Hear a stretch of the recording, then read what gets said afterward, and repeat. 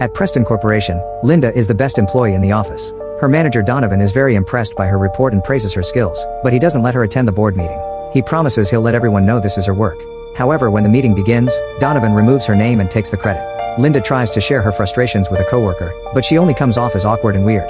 When other coworkers try to organize an outing, she tries to chat with them and come along, but she's always left out. At home, Linda has no friends or family. She's alone in all her vacation pictures, and her only company is her parrot. Yet Linda always remains positive and thinks that with enough hard work she'll find success one day. The company owner even said that she was next in line for vice president. After dinner, Linda likes to watch Survivor. Her books and vacation pictures show her interest in the subject of survival. The next day, Bradley takes over his late father's position as company president. Linda quickly hides her lunch and rushes to introduce herself, but she still has mayo on his face, so Bradley is repulsed. She tries to make a joke about shoes that only makes Bradley feel more awkward, so he leaves for his office. Afterward, Bradley notices mayo on his hand and complains about how disgusting Linda is. Executive Franklin informs him that Linda was promised the vice president position, but Bradley says he'll give that promotion to Donovan. Franklin explains that the company depends on Linda and even Bradley's father dumped everything on her. Bradley doesn't care and wants her moved to another office to keep her hidden. Then Franklin desperately points out that they have a major meeting in Bangkok coming up. Donovan can't handle it alone. In fact, nobody has solved the issue with Appendix D. Bradley agrees to bring Linda to the trip, but only so she can help Donovan. She won't be allowed in any meetings. Later, Linda notices that Bradley and Donovan are fooling around together. A coworker informs her that they used to be fraternity buddies and Donovan has been promoted to vice president. A furious Linda rushes to Bradley's office to ask why she didn't get the promotion, pointing out that Donovan has been here for only 6 months and she's been here for 7 years. Bradley explains that Linda is good with numbers but she isn't good with people, and he needs someone who can charm a room to get business deals. He also points out that she has something on her teeth, further humiliating her. As a compromise, he tells her to join the Bangkok trip and solve the issue with Appendix D so she can prove him wrong. Linda tries to protest, but Bradley ignores her to play golf. At that moment, Bradley's fiancée Zuri arrives and Linda notices her very expensive ring. When she tries to leave, Bradley says people have been complaining about Linda having her lunch at her desk because of the smell, so she must eat in the break room. This is a lie, he's the only one bothered by this. Linda walks through the office while holding back tears, feeling everyone's eyes on her. She manages to make it to her car and tries to convince herself that she's enough, but she's still crying. On the morning of the trip, Linda arrives at the airport full of energy and announces she solved the issue with Appendix D, but Bradley isn't paying attention. During the flight, Linda keeps working while the guys fool around. Donovan reveals he's found Linda's audition tape for Survivor and everyone laughs at her. When Linda realizes what's going on, she's so upset that she decides not to send her report with a solution. Suddenly the plane shakes for a few seconds, so the stewardess makes everyone take their seats and secure their seatbelts. Bradley and Linda immediately do so, but Bradley makes a joke saying only weaklings need seatbelts, so the others laugh instead of sitting. When the plane starts shaking again, Donovan and 2 other employees are thrown around the cabin. At that moment the plane catches fire and starts going down. The wall breaks and the cabin depressurizes, causing an employee to get sucked out. Donovan holds on to Linda's leg, so she offers her arm to help him, only for him to ask for her seat. At the same time, the other guy tries to hold on to Bradley, who immediately pushes him off. The employee manages to grab Donovan's leg as Linda's glasses fly off, hitting him on the face. Since Donovan keeps telling him to let go, the guy bites his leg, and Donovan responds by hitting him. Then Donovan grabs Linda by the throat and asks for the seat again, so she grabs a fork and stabs his hand, causing him to let go. Both men are sucked out of the plane and Donovan's tie gets stuck in the hole, so his body keeps bouncing on the glass. When he asks for help, Linda closes the window. After losing one of the engines, the plane lands on the sea and water starts flooding the cabin. Linda holds her breath as she struggles with the seatbelt. Once she manages to free herself, she swims ahead and is startled by the body of the stewardess. She screams before swimming out of the plane to reach the surface, only to discover she's in the middle of nowhere. Soon the plane disappears underwater. The next morning, Linda wakes up on an island. She wanders around for a while until she discovers that Bradley is there too. He's unconscious and has a deep cut in his leg. Linda hits a rock with another rock to form a blade and uses it to cut plants, then she gathers vines and branches and builds a shelter. She also digs a hole and puts down coconut shells to collect water. In the woods, Linda follows the tracks on the ground but freezes when she hears a noise. Suddenly the boar appears behind her and knocks her down. Luckily it gets stuck behind a fallen tree, giving her time to run. Then the boar runs around the tree and goes looking for her, not stopping until he finds her jacket on the ground. Linda jumps from above and stabs it in the neck, however the spear breaks and the boar runs to shake her off. When it charges at her, she uses the other spear half to stab it again, yet the boar is still alive and keeps spitting blood and mucus at her face. Linda desperately takes the first spear half from its neck and repeatedly stabs it in the eye, finally killing it. When Bradley fires her, Linda just laughs more. Bradley leaves and tries to set up his own camp, but no matter what he tries, everything fails. Meanwhile, Linda has built a strong shelter, a hat, and even a hammock, not to mention she has food. She also uses branches to finally write the word help on the sand. He's so hungry that he ends up catching a bug and tries to eat it, but it's so disgusting that he spits it out. Eventually Bradley approaches Linda, who has made a table and a whole sushi spread. He tries to be friendly but she humiliates him by pointing out he has something on his teeth. Then he notices she has a knife, so she explains she found it on the shore. Bradley starts to apologize for his attitude, but Linda asks for more, so he mentions how much he underestimated her and how important she is to the company. She keeps eating and drinking just to mock him, thus a desperate Bradley falls on his knees and promises to help. Since she keeps teasing him, Bradley ends up begging and offering naughty times. Linda immediately stops him and finally agrees to take him back. In the afternoon, Linda brings Bradley on a walk to rehabilitate his leg. They reach the mountain and take a very narrow path where they have to make some dangerous jumps. Linda shows him that there's nothing but water for miles before they keep moving. She then shows him how to check for poisonous berries. They must rub them on the skin to see if there's a reaction. Lastly, she points at 2 rocks forming an X, explaining that in that part of the island there are only thorn bushes and poison vines. They must never go there if they want to live.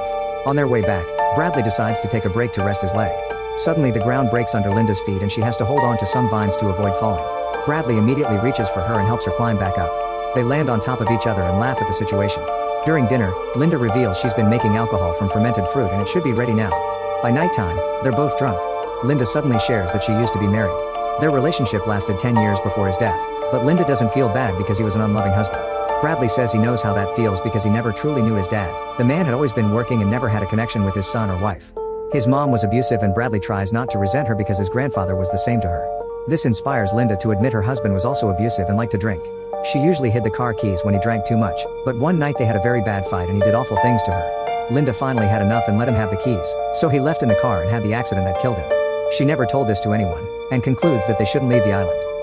In the afternoon, a terrible storm hits the island and Linda has to push Bradley out of the way to save him from a falling tree. Then they run to a cave to hide until the storm passes. Bradley hugs Linda to share body heat. The following day Linda wakes up alone in the cave, so she goes looking for Bradley, who is in the woods.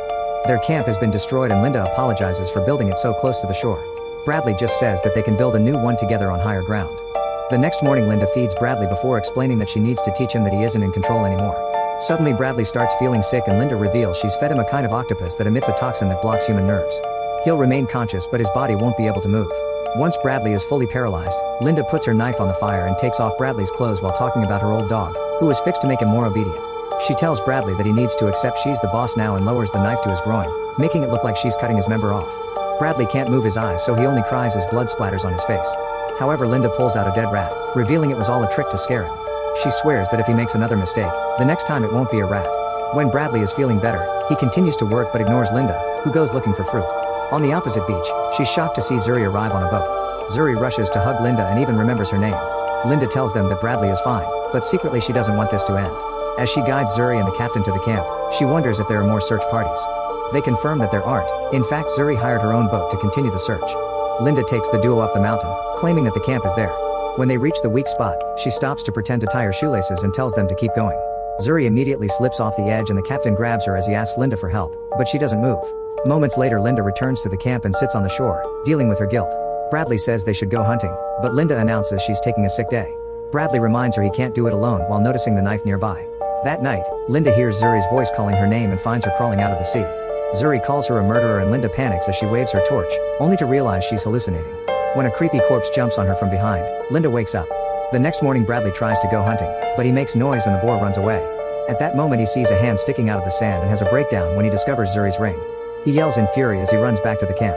When Linda returns from her walk, Bradley asks if she killed Zuri and shows her the ring. Linda explains that Zuri slipped, but she didn't tell him because he wouldn't believe her. Bradley confirms he doesn't believe her and mentions her husband, so Linda reaches for the knife. However, Bradley has it, thus Linda starts running away. A chase ensues and Bradley quickly loses sight of Linda. He checks behind a tree and sees her shoes before she jumps on him and tries to choke him with her shoelaces. In the struggle, he drops the knife. Bradley manages to push Linda as he rips off some skin from her head, and Linda jumps on him again to continue the fight. He tries to choke her and she responds by biting his shoulder, ripping off some skin too. Then she bites his hand and Bradley pushes his thumb into her eye. Linda manages to grab a rock and hits him in the head, making him dizzy. At that moment Linda smiles and reveals she has the ring. She then swallows it and gives him the finger. Bradley tackles her and they start fighting again. This time Linda grabs the knife and stabs him in the stomach, so he immediately runs away. Linda considers following him, but she notices that he's going to the X rocks and decides to wait. Moments later Bradley reaches the other side of the island and discovers that this area isn't dangerous. It actually has a vacation house. A furious Bradley runs to the nearest door and manages to get inside. He covers his wound with a kitchen cloth and takes fresh water from the fridge. At that moment he hears Linda's voice mocking him, so he opens a drawer but notices that all the knives are missing. Linda laughs at him for believing that the knife she found would wash up on shore. Realizing that she's speaking through the security system, Bradley throws an object at the camera to break it. However, Linda still sees Bradley as he walks to the other rooms. She explains that when she saw that boat many days ago, she followed it and watched some employees drop supplies. She memorized the lock password when they used it and later broke in. Linda also admits that she hit the boat captain to make him and Zuri fall to their deaths. Bradley continues to sneak around but is eventually cornered by Linda, who has found a gun. A desperate Bradley cries as he admits he was a monster, but he swears he's changed thanks to her and calls her the most amazing person he's met. He even says he loves her and that they can live happily together in this house. Linda also says she loves him, but at that moment she notices that a helmet decoration is missing a horn and Bradley has a hand behind his back. Bradley uses the distraction to attack her, making her drop the gun and slashing her with the horn. He quickly picks up the gun and tries to shoot her, only to discover there's no ammo. Linda grabs a golf club and strikes him several times to finally kill him. A year later, Linda is a successful woman playing golf with celebrities. When a reporter interviews her, it's revealed that she was found alone on a raft in the middle of the sea. Everyone thinks she was the only survivor and she even wrote a book about her experience which will soon become a movie. Now she's writing a self-help book to teach people to save themselves. Make sure to subscribe and turn on notifications so you can watch more videos like this. Thanks for watching.